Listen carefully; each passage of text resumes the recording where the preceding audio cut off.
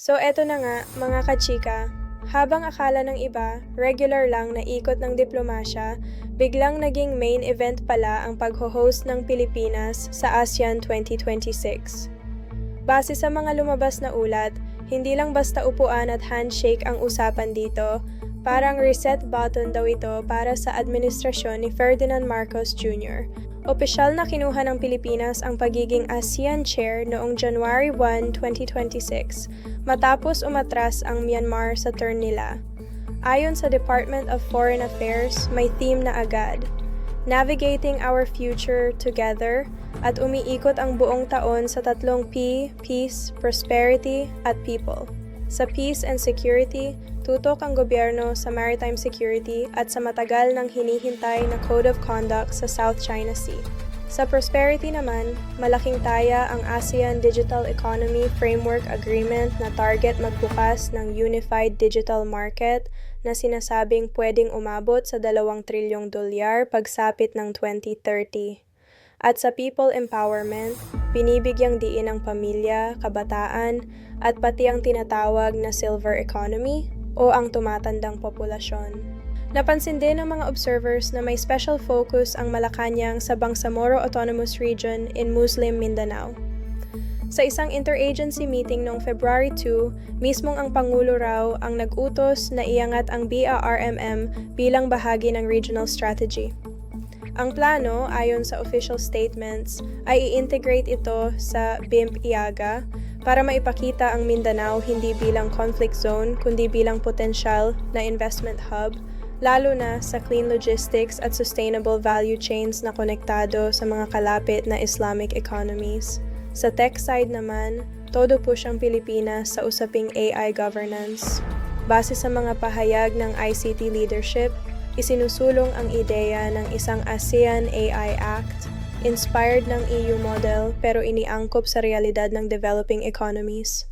Ang pitch ng administrasyon, kung digital leadership ang usapan, dapat ramdam din ito sa trabaho at kita ng ordinaryong Pilipino, iyong tipong may extra rice on the table, sabi nga nila.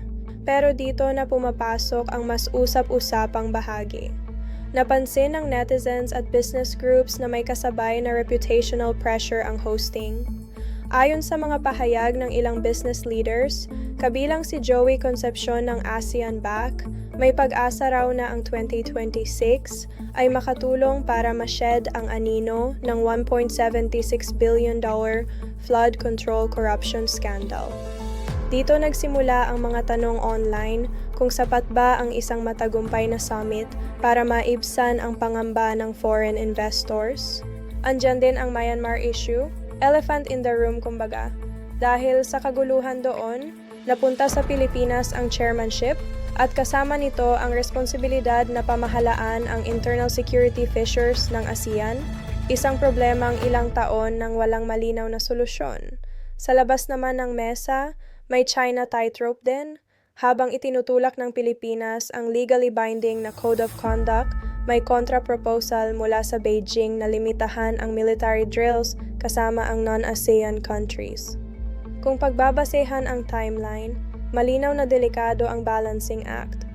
Kailangan mamuno ng hindi ina-alienate ang pinakamalaking trading partner ng rehiyon. At habang sinasabi ng palasyo na 100% ready ang bansa, may mga anti-corruption groups namang sinabayan ang pre-summit meetings ng mga protesta. Layunin daw nilang gamitin ang international spotlight para manawagan ng accountability sa mga issue sa infrastructure funds. Sa mga darating na buwan, nakatutok ang lahat sa July 2026 para sa Golden Anniversary ng Treaty of Amity and Cooperation at sa May at November summits kung saan inaasahang lalabas ang totoong bigat ng mga desisyon.